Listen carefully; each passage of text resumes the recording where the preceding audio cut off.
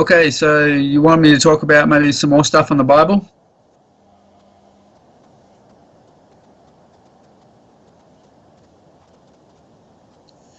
Yeah, there's a bit of new stuff we found. It's also happened yesterday. One of the researchers here, he actually drove up from Sydney to see me, and when he left my house, he got pulled over by the police. So and they weren't ready for us. we're warmed up. Yep.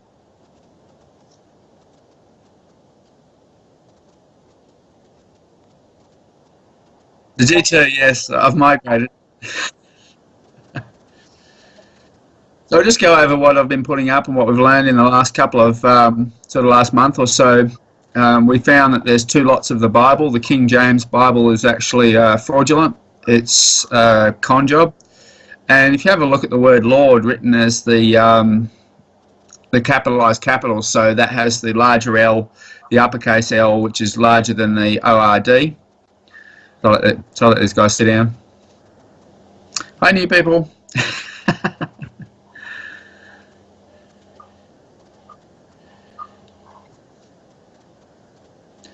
So yeah, so with do you want me to, thanks, and turn me on. So the Bible, the King James Bible appears to be, that's the corporate version of the Bible. That's the bastardized version with the Lord appears 6,000 times written incorrectly.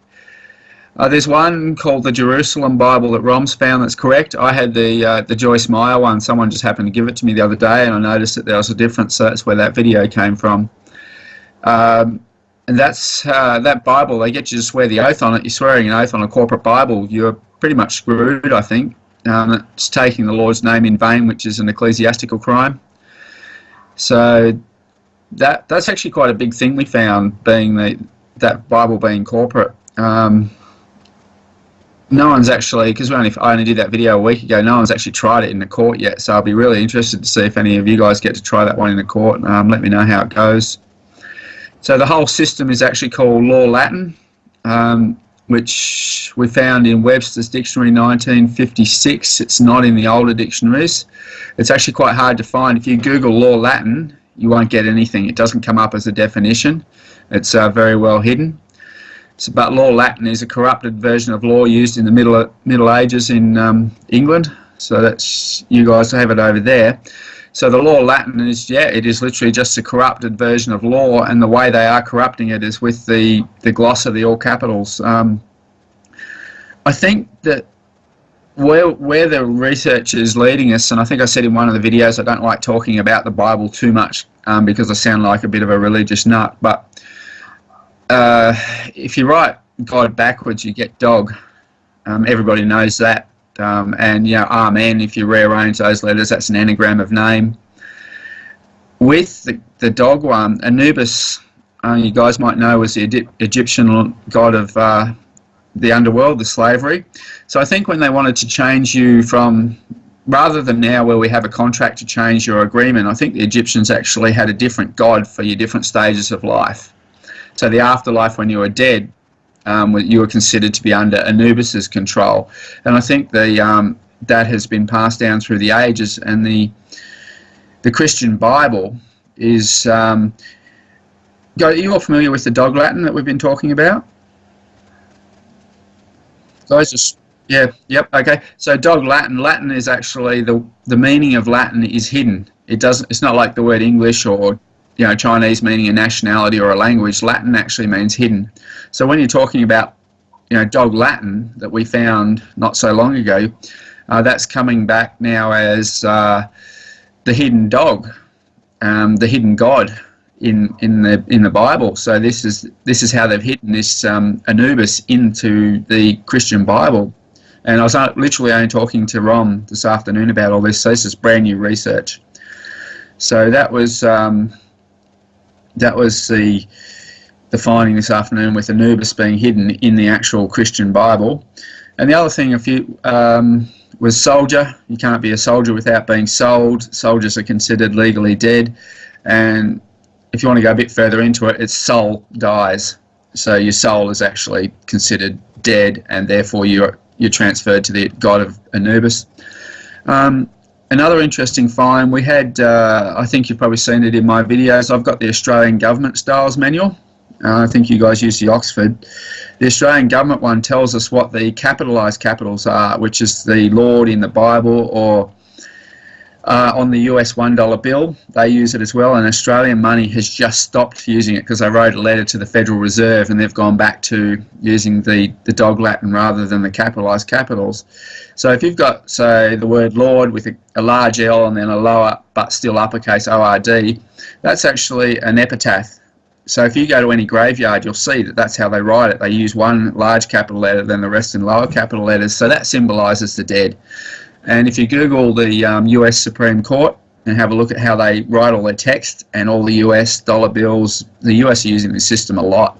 It's coming down to now that capitalised capitals is the epitaph for the dead individual, the civilly dead you, which is that surname, that corporate name that they're putting into the court, because it has to be dead because it's just a piece of paper and it's written on the piece of paper as an account. An account is not a living thing, but the living thing holding the account, which is you, is responsible for all the bills placed on that account. So in a nutshell, that's sort of the new research that we've found. Any questions at this point, anyone? Even Japan, yeah. Yeah, all those Asian countries now, they're bringing in the reverse surnames. So.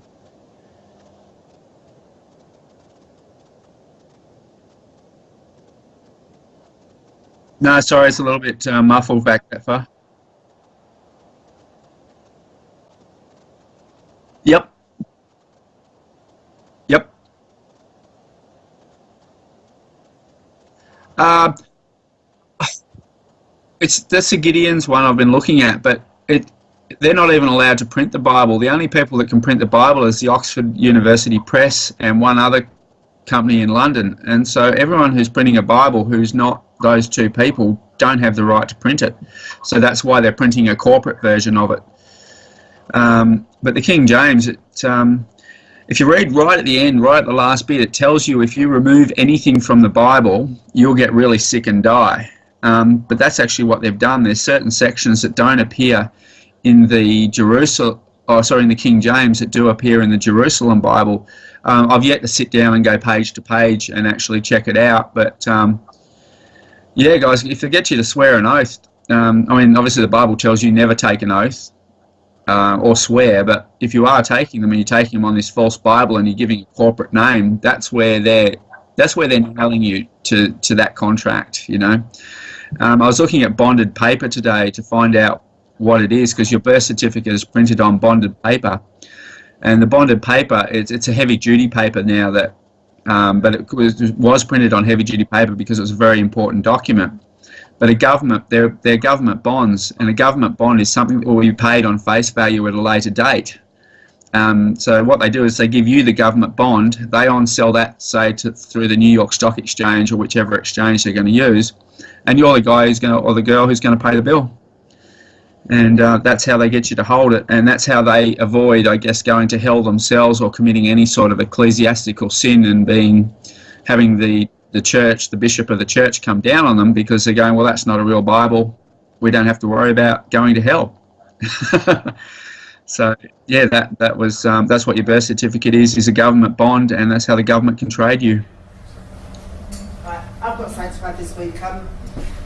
I phoned up the probate office this week, and yeah, it's actually quite funny, because what's happened now is I was asking who the chief officers were, and they couldn't tell me. So I said, well, who's in charge? And it was the Royal Courts of Injustice down in London. So I said, well, but I was asking who was it. They said, well, the Queen. I was like, but who's under the Queen? And no one could tell me anything. And when I asked if they were a private company or a public company, they said that they work for the government. So I said, well, okay, that's fine, but you must be a franchise then, working for them. So who's your boss? And they were really cagey, so they didn't have anything else to say to me then. So, yeah, we've been having the same thing here. They keep trying to cut Rom's power off because he won't accept the bill. in the gloss format, and they came out to cut his power off, and the guy ended up ringing up his company that he worked for, and they did the same thing to him. They wouldn't even tell their own employee their own surname. So we've been getting that. I've got an outstanding matter with, I don't know if you watch the videos, but I said I was going to print my own money, and I've seized about $70 million worth of property down on the beach here. And so I sent the government another letter going, look, I did this 12 months ago, now I'm going to move on to the land. And I got a letter back just saying, oh, we'll look into it. And I gave them 14 days again to object, but they still haven't objected.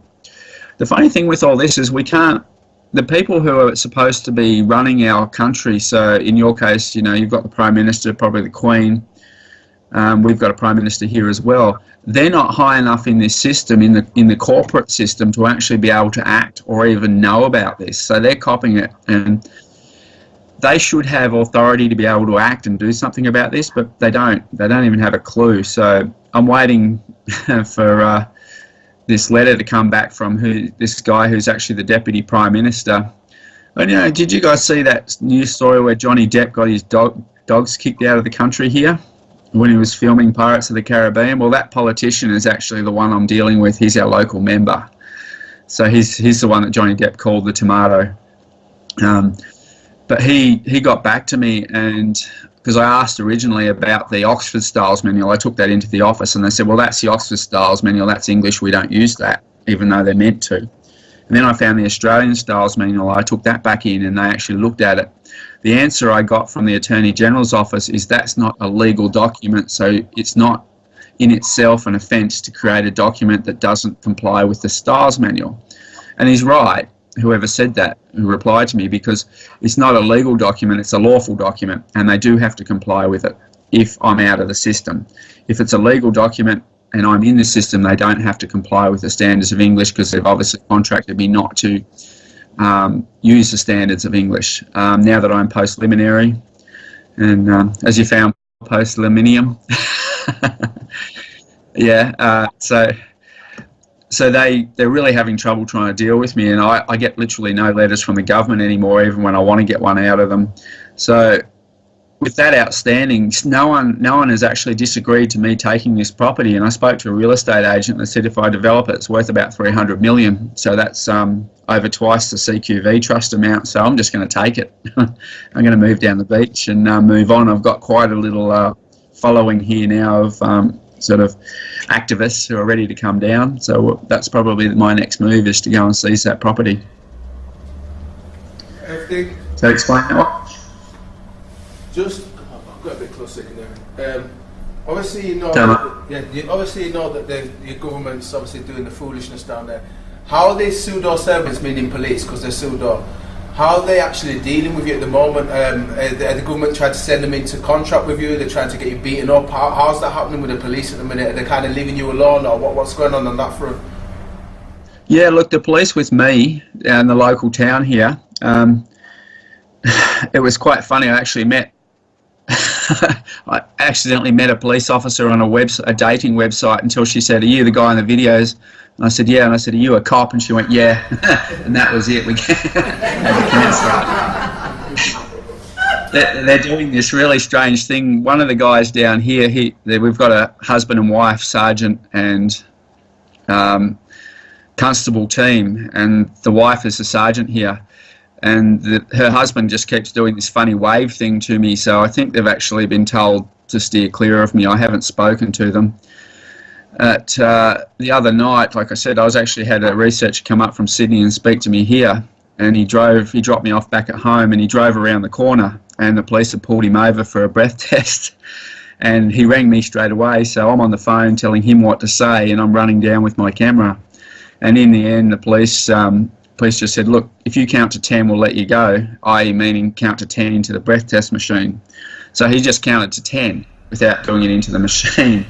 And then he said, "Can I go?" I counted to 10. He's like, "No, you've got to do it in the machine." He said, "You didn't say that." He said, "If I can count to 10, I can go." So eventually he gave the breath test, and he was driving without a licence. And he's got his own car that's unlicensed, but he didn't bring it up. He bought his I think his stepfather's four-wheel drive, so he didn't want to be pulled over so we could get our time together and speak.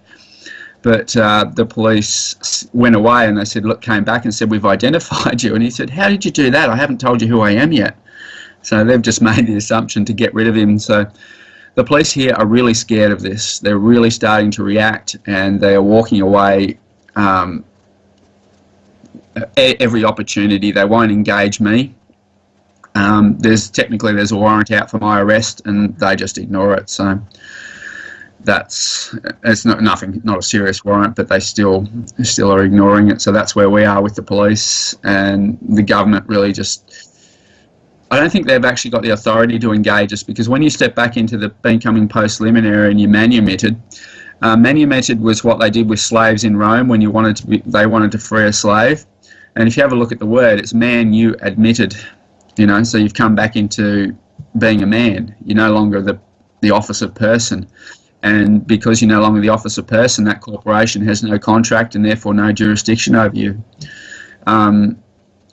It's luck of the draw as to which cop you get, whether they're going to actually, let you go, or they're going to be silly enough to take you to court. So, but yeah, here they've really realised that there's a problem, the police more so than anybody, which was interesting that it's gone from the bottom up.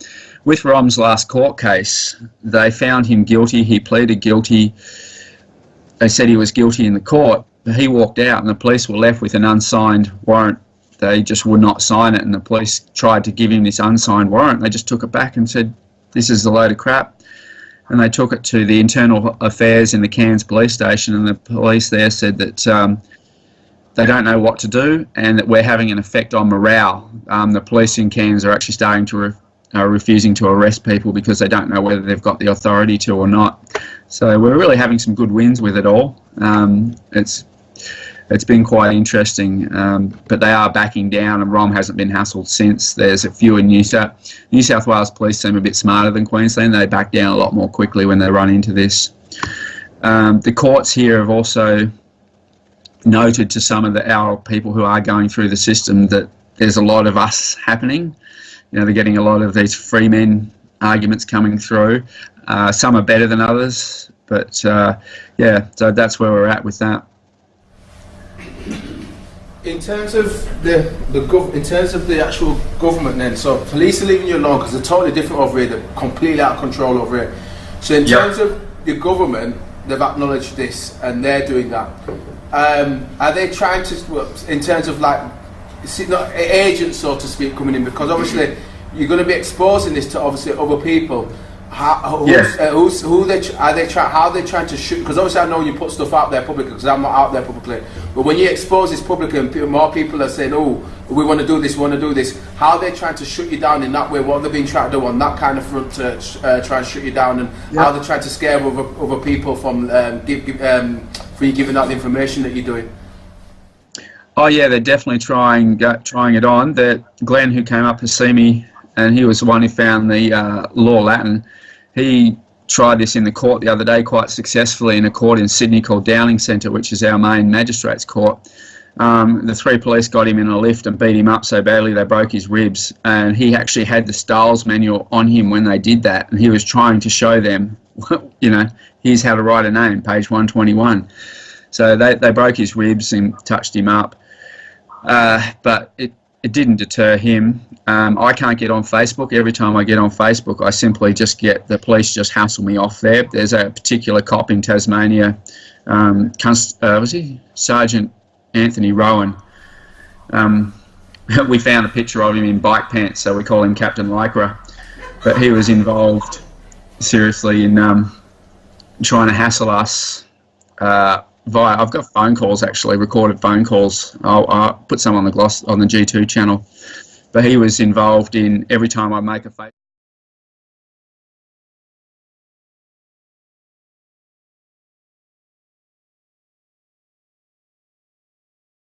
That's why I've just gone back to using YouTube, because I just cannot get on Facebook. That's been completely censored for me. So they have tried. We've got new $5 notes here. I wrote a letter to the Reserve Bank asking them why they're using that capitalised capitals, the dead epithet language. So they changed, whether it was me or not, I don't know, but they've changed the money back to being just the dog Latin now, which is it's ridiculous. It's going to cause them just as many problems, but I didn't mention that in the first letter. So another letter, and it might be another $200 million to print a new round of $5 notes. Who knows? Probably cheaper to give me the $200 million and tell me to shut up. But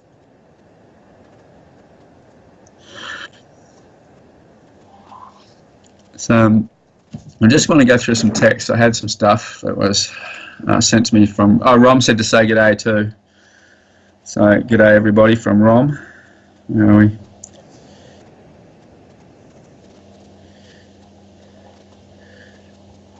So Rom is really good at the accounting side of thing and how it all works. So even though your Christian name can still be glossed and it's still a fraudulent account, that's technically how we're meant to be accessing the CQV trust. Rom's going down that road. He is looking at how to access it. I don't know if you guys have had any more success than we have, but we're still sort of banging our heads against the wall. I think I told you I did that UPU contract. I did wasn't a UCC Form 1, but it was something similar, and I sent it to the Treasury here, and they just returned it to sender. So that is a legal thing. If the Treasurer of Australia can do it, and he signed for it, opened it, read it, put it back, and I had the UPU international postage stamps on it, and so they didn't know how to deal with it, so they literally just returned it to sender. So when they're trying to send you stuff, you just return it to sender yourself.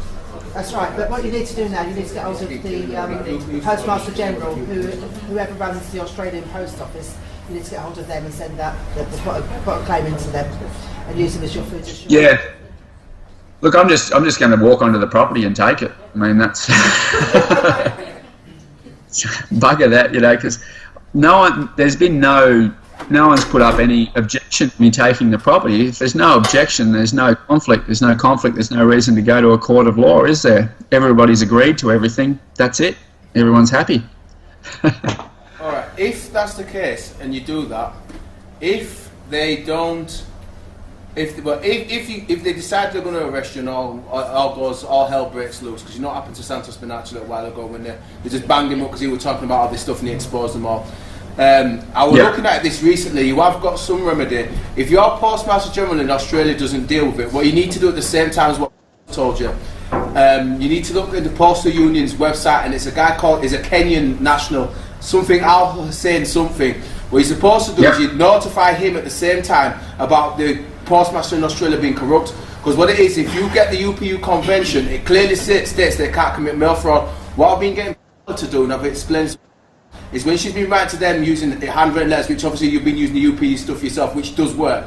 The issue what the government's doing is they return to sender because they can't deal with the real you. But the issue is when if they return it to sender, your contract, if you state in your contract that you as a man stand as the man, the moment they open that and they've read it, your contract still stands. So if they don't give you the remedy that you seek, if they then send that back in dishonour, they're committing mail fraud. Now, most of the time, when they wrote back to you, did they write back to the legal fiction? Did they write back in black, or did they write back? Did he give you a written response, or did you get any response from them at all? It was just the torn up registered post envelope with the original letter in. I haven't actually opened it, but the original letter in it, nothing added to it, and it was all sticky taped up to cover the rips they put in it. It was literally just returned to sender with no acknowledgement whatsoever. But I do have the original signature from it. I had an AR card, so it's all been signed for and that, and it was just returned without signature. So technically it still stands. They've read it, they've accepted it. They haven't actually cancelled it or done anything like that. They've just returned it to sender, which is absolutely ridiculous. It's still it's still been served. So yeah, if you got a receipt when you first sent it off under UPU jurisdiction, your contract originally stands. So if they now won't give you the remedy you seek, that's when you take it to the Postmaster General over there, which they're corrupt totally, because I found this out through Karen Newdis that in America they've been totally corrupt. But what she did, and she mentioned it in her interview she did recently, is that you then take it to the UPU directly under their convention, and you do them for mail fraud. Get the big devil to come and deal with the little devil. So you get the top idiots to come and deal with their own property, because what they're doing is they're pulling you from your private side totally, which you're in, into their pseudo side and just getting to draw off your bonds off your estate. So what you're doing is you're cutting them short completely out of the way. But the issue is what happens is most times over here, people, the pseudo so-called police or these so-called people in government, what they're doing is they'll ignore you, but what's happening, and you'll probably find yourself, is that we're not getting any kind of revenue. And what you want is them to totally leave you alone and for you to be able to do your own thing. So the last side of this that I've been looking into recently is the Director General at the UPU, and said, look, this is your convention. Every corporation on this planet has a contract with that UPU. Great Britain does, Australia does, I've got all the countries. They've all got a contract with that UPU. So long as you write to them and you don't use numbers, when you write to them. Give your address, but you can't use numbers, because the moment you use numbers, it puts it back under their jurisdiction. So just use your address, use the location, but without numbers. Once you're doing that, that takes the numbers out of it, so there's no contract in terms of any kind of legal fiction issues. And then once you've done that, then your side of it is the fact that you've got your contract there with them, they've not honoured it, and that's you send that to your whoever's UPU head in your country. If they don't then deal with it, you let them know that you're going to take it internationally, and then you need to be indicting them under more appropriate and start dealing with them on that front. I think we all need to start doing that, because everybody's sick and tired of this foolishness, and we don't need none of it in the first place. But go ahead. Yeah, I don't know if you guys are familiar with Unidroit. Have you looked into that one yet? Yeah, so Unidroit goes through our Attorney General's office, and it takes it back to Rome. And if you have a look at the Unidroit conventions, it says they have to do everything in, all the contracts must be done in fairness. Yeah. Now, if they're not telling you that your surname is a corporate logo, they are telling you it's a surname, and a surname is not a name, otherwise it would be called a name.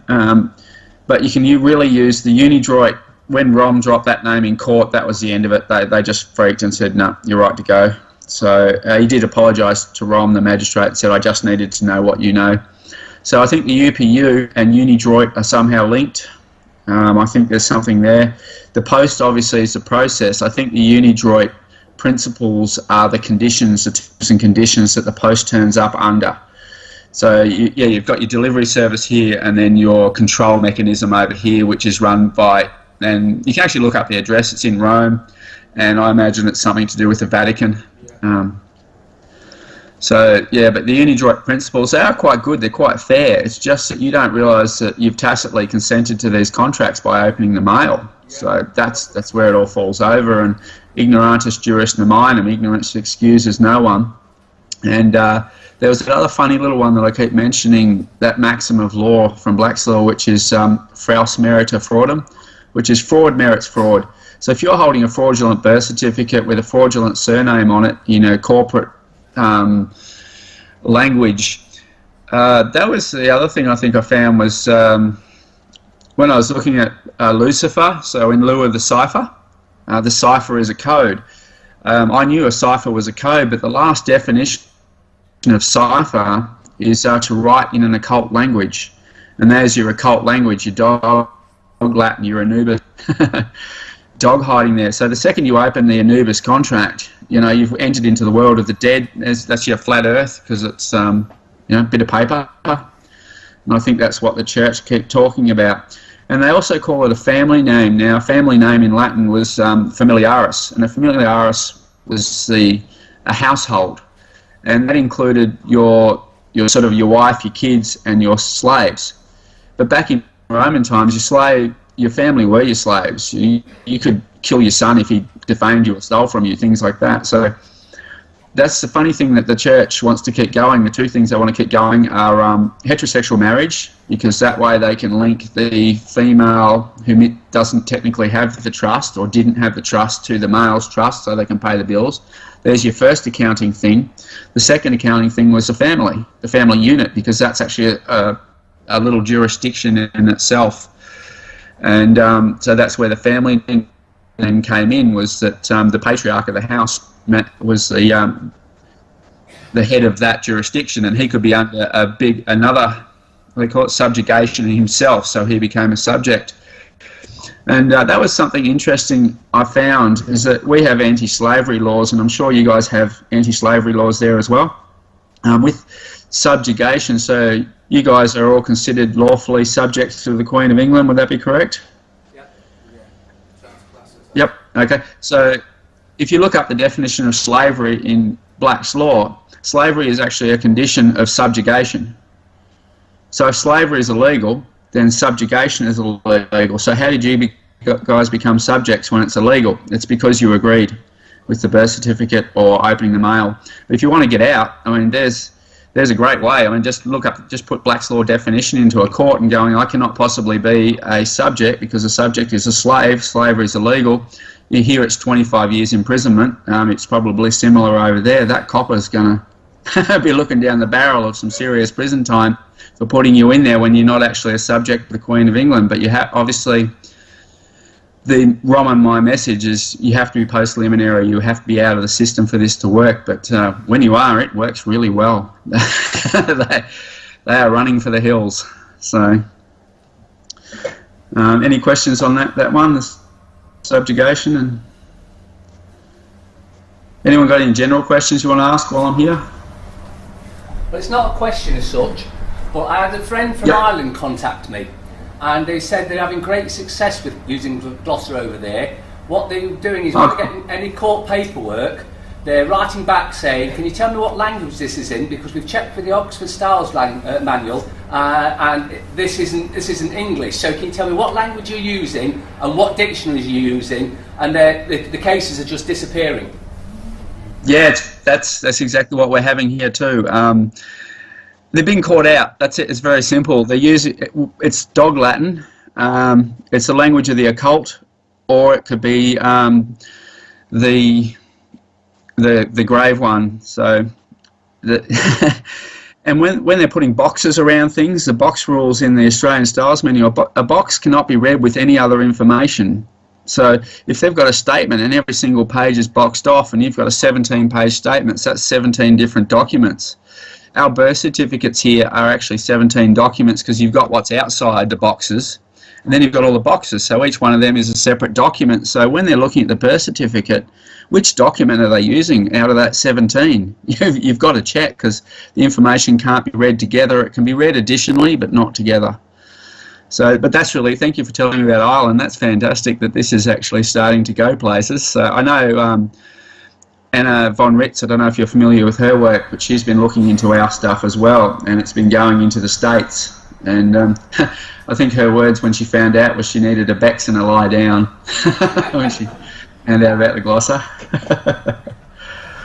Yeah, I know she's familiar with stuff, but when I've listened to her interview she did the other day, talking about what's going on over there. Just quick, are you familiar with the Silk Road and what the Jesuits are trying to bring in, this new beast? Because obviously what you're doing is exposing this current system, and they're realising it's that most of us lot, the Jesuit Roman cult, know that they're going to have to somehow, because remember, they need us, we don't need them. So they're now bringing this new beast under the Silk Road stuff, under the Knights of the Somme. So how are you going to decide to deal with that? That's what I'm going to ask you. Have you looked into that, and how are you going to combat that? Look, I haven't looked into it, but the thing is, they haven't had authority to make a law for a very long time. Correct. So the only way they can actually go forward is to go backwards and actually find out at what point they brought this system in and where the laws all stood, and go back and try and put in a government that is de jure from that point. To fix the system, there'll be two things they could do. They could legalise fraud, or they could legalise slavery. And neither of those things are going to be possible, because they're they're a de facto government, and Black's Law tells you immediately the first thing, a de facto government is illegal. So when you're out of the system, they've got no way of moving forward or doing anything, because they never had the power to start with. These people that are currently in, they inherited a corporate legacy which has given them the option of, we inherited a corporate contract from our parents and so on and so on, and goes backwards. So that, until they fix that and go back, what they've inherited is a system with a huge flaw in it. So they don't have anywhere to go once we know about this. Yes. They can't go, okay, that's broken, we're going to fix it, because we can go, hang on, you don't have the authority to fix it, you never did.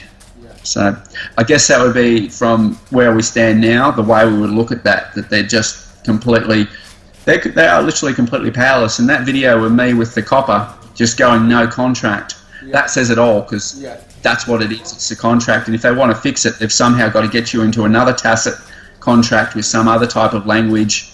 And now that we know that the Bibles are screwed up, they're really in trouble, because, I mean, if they hand you the Bible to take an oath, and you grab it and you go, well, that's fake, and hand it back, what happens to your court? Is everyone's just going to sit around until they find I'll race down the library and get a real one. Hang on.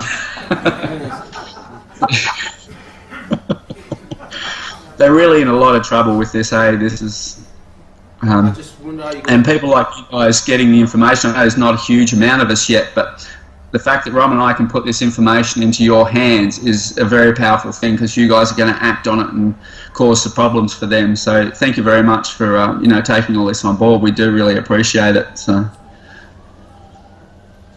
I intend on waking up more people, even though it's not our responsibility to do it, because I think more the few of us that will get out will get out.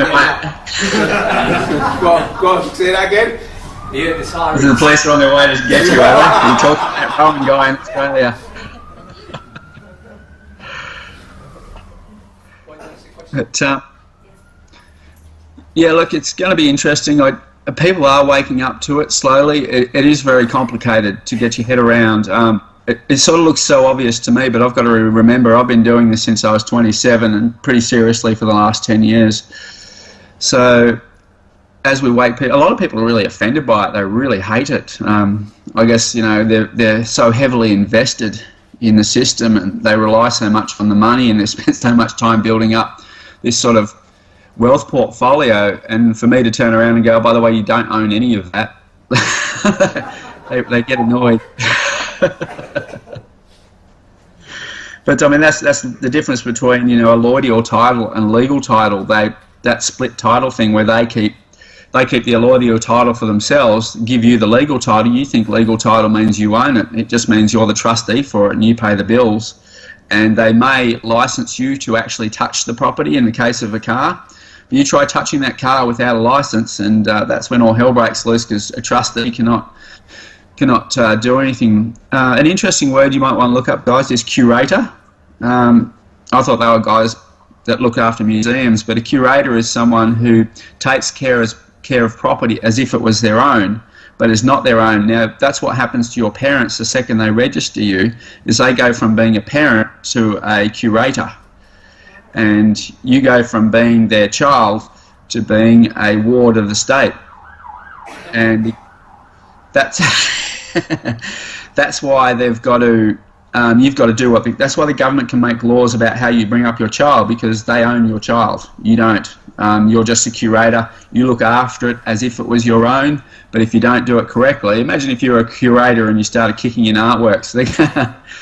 They're going to have your ass pretty quickly, and it's the same thing with your child. As their child, once that registration went through, that corporate bond, you became property of the corporation. You give it back, and then they're in all sorts of trouble because, you know, your contract is cancelled. And cancelling is an interesting thing to look up in Black's Law as well. So to cancel a contract, you just deface it, you write across it cancelled. You can write your reason. A bit of an expert at cancelling things. She's good at the mail. So talk to her. Recorded for fraud, isn't it? Yeah, exactly. No, someone just asked me what age you can actually come out and out of the system. So I presume that we can do it at any age. As soon as they've got a birth certificate, we can then hand it back. Well, look, it's the age of majority, which is you go through a couple of different stages. You go through tutela, which is your sort of from when you're born to when you're hit puberty, which is in the Bible. So that's tutela. Then you turn into Cuba. Cuba goes on from puberty up to whenever. So technically the age is 20. So the day you turn 21, and that's why we got the key, because that's the actual sestivai. It was actually a key. You went to the government, you took your bond in, you gave them the key, which was the birth certificate.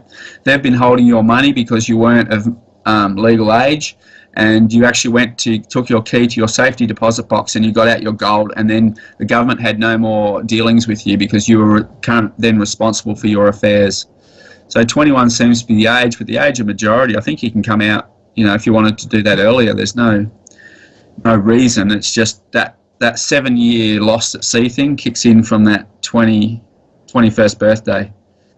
So then when you turn 28, you technically try getting a home loan under 28, and that's why it's so hard, because you haven't been missing at sea for 7 years.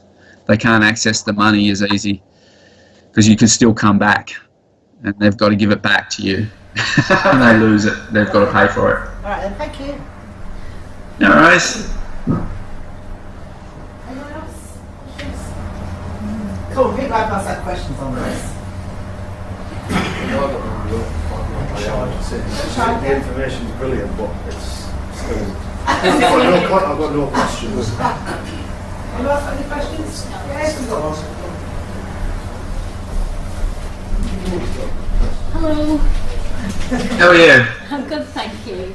I'm just going to ask you, I've recently woken up to all of this, so it's all very new to me. At the moment, my neighbour, it was a neighbour dispute mine, and my neighbour's actually changed my number on my house. I changed my house to Patel Cottage because it was really relevant for me, and I did it with the postal system. It was all official, and now she's trying to steal my house, and she's got the backup of the council, the courts, and I don't want to go back into the courts. I understand your dog latching stuff, but I don't know how to apply it, and I'd like some advice on that. You look, so have a look. We have criminal code acts here. You would have something very similar there. I don't know. You guys don't work on states over there, do you? You don't have states as such. Do you have like local jurisdiction law, or is it council law? Paul, you can probably answer that one for me. We also have regions as well, so it's regional stuff now. Probably go for the highest law. Go for something like, you know, your national law there, and try and find the fraud section. There'll be a section on fraud. Now that's the one you can use because that's actually the crime they're committing is fraud. So a very serious offence is fraud, or obtaining a financial advantage by deception. And these are, so all you have to really do is write a letter back in English and go, look, I can't understand this language. I think you're committing fraud. Here's the act, and this is the punishment. And send a copy to your neighbour, send a copy to the council, but send a copy to the police as well, and ask them to act. And fraud merits fraud, so that's the hard one to get out of, because if you're holding any documents that are fraudulent yourself, technically you're involved in the fraud. But you can plead a bit of ignorance here that you're not quite sure and you want it all cleared up, and just go, I need to know what language this is, and are you committing fraud to do it by using this combination of English and dog Latin. Refer to the Styles Manual. You want chapter 5.3.1, tells you how to write a correct name. And that'll basically... Is the correct name the same as the Miller technology? Is that the same? I don't know what that is, Miller technology. Windmiller. David Windmiller. David Windmiller, she's on about. Oh, I don't know. No, it's a colon, capital letter, then lowercase, hyphen if you've got a second name. No? No, that's we've got another guy here, and I had a big argument with him about it. That won't work. Okay. That look, Oxford Styles Manual, our Styles Manual, the Chicago Styles Manual all tell you you write a name is one space and one capital letter. That's it. Okay. That's a name, very simple. And that's a name of any proper noun. So even if your property name is called, you know, something different, or the street name or whatever, they're not writing it correctly. And you just hit them up and go, if they're going to try and arrest you for fraud because you're holding the paperwork, you know, the legal title of your house, they're going to have to arrest themselves as well because they've got the same documents. So even though you're still in the system, if you bring it up, they've got to arrest everybody. Literally, they've got to go and throw everyone in jail if they want to arrest you for the same crime. So I just bring it up with them and go, look, this is fraud. This is the act. This is the penalty. It's been handed on to the police, and this is what will come up in a court of law. I will call everyone as a... Because remember, when anyone takes you to court, they're taking themselves to court just as much. And if they did take you to court, say they charged you with something, put in the doomsday defence. So if you've watched that video, so it's a plea of demurrer, and the demurrer is that there's something wrong with their case, and what's wrong with it is they've used fraudulent documents. So grab my email address off so you can get hold of me directly. I won't say it here but any of you guys here, you're welcome to contact me directly, but I won't put it out because if this video goes onto YouTube, I'll get a billion emails. It's already happened once. So yeah, get in contact with me, and you can just scan any paperwork, and I'll have a good look at it for you and write up a letter, and you can post it back to them. God bless you. Thank you. Oh, my pleasure. No worries. Nice to meet you.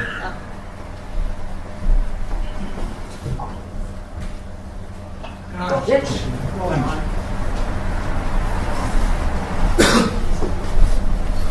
Hi, Rowan. Nice to see you again. What do you think of writing to the Treasury? Because the CK Trust, actually, I'm the beneficiary of that trust. Oh, really? Yeah. According to the bankruptcy of 1931, we were the living people were the securities for the bankruptcy. Is that correct?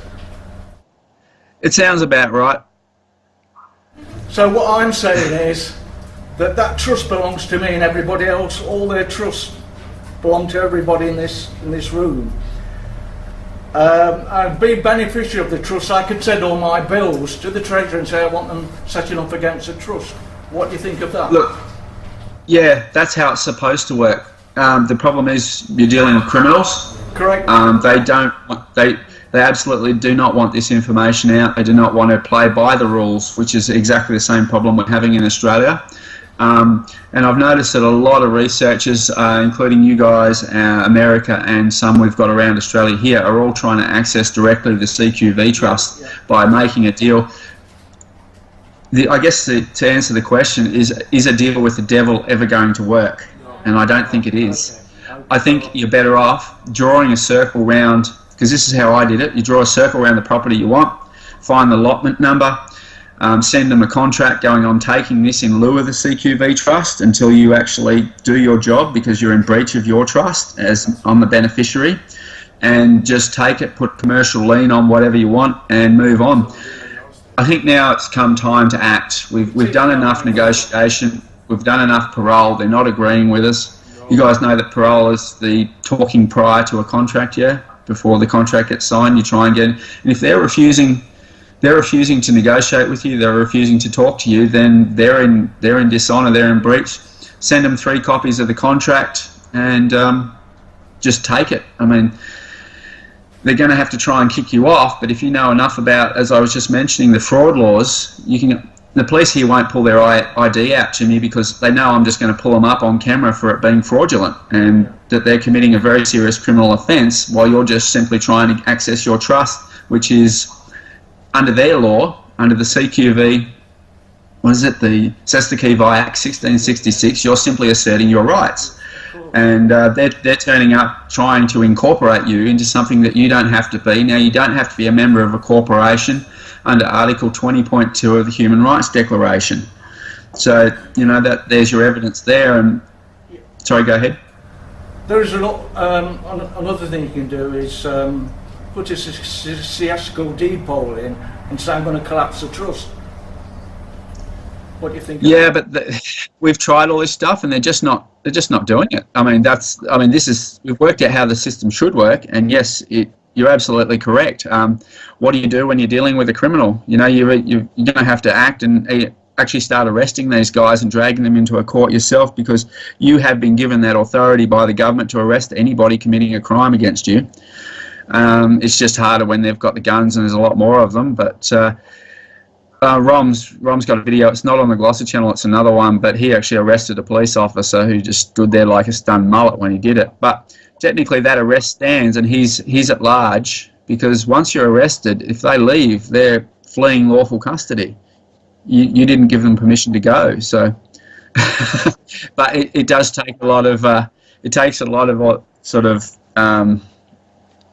fortitude to be able to do this thing to these people because they've got formal authority and we're acting under informal authority. However, our informal authority here is actually affecting them to the point where they won't act against us. So we are having an effect, and maybe that's something you guys can look at as well. I watch a lot of you guys having those eviction things over there. I'm watching a lot of those. Now, they're not evictions because the IDs are actually incorrect. They're actually something called an ouster, and an ouster is a crime. An ouster is someone turning up to your house and dragging you outside. So you've got to start calling these things what they are and going, you can't evict me, because they're not evicting you, they're oustering you. So, you know, you've got to turn up and go, you can't ouster us. Here's the paperwork. Here's the allodial. Create yourself, in English language, an allodial title for your property in your house. Because if you've got an allodial title document and they've got a legal title document in dog Latin, and you walk in there with the Styles manual, I mean, I can tell you now who's going to win that case. That magistrate is not going to go against it. And even take your own, you know, Bible in there, the real one. Get them to swear on that and see what they do.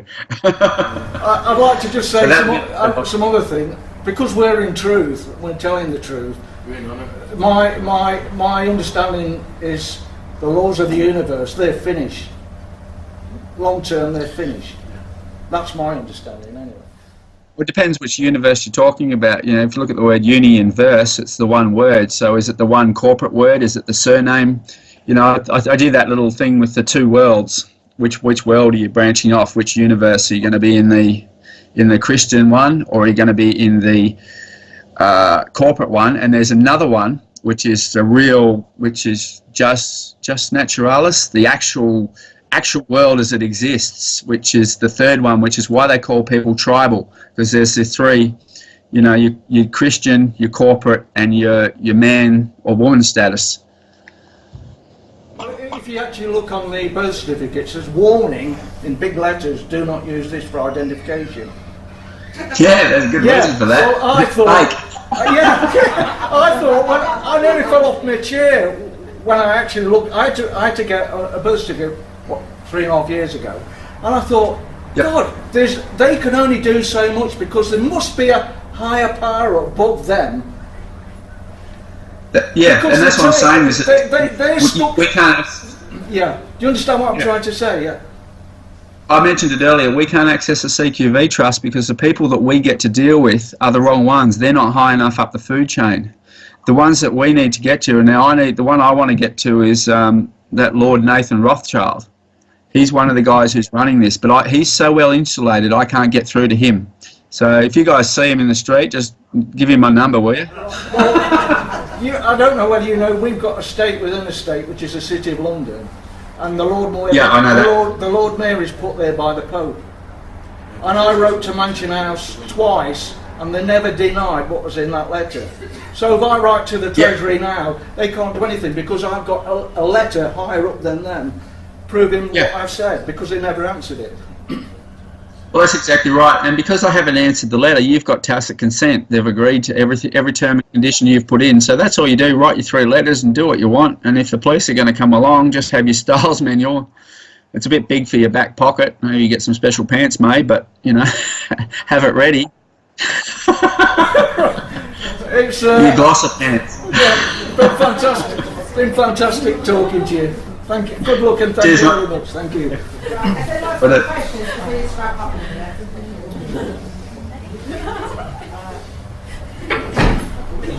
Right. Doesn't like there's any more questions for you, but thanks ever so much for your time. Much appreciated. Oh, my pleasure as always. And I'll hopefully speak to you tomorrow night or something. If you're around. Yeah, I'll see if I get on. I'll show you my mobile number too. I'll send you an email just so if you ever want to actually call me, because if this Skype thing goes down, you'll be able to just get me and we can have a chat quickly to get it organised so we don't get any more props. Hope you guys enjoyed tonight. Thank you. Pleasure. Thank you very much indeed. Pleasure, Don. I'll talk to you soon. Take it easy. Bye.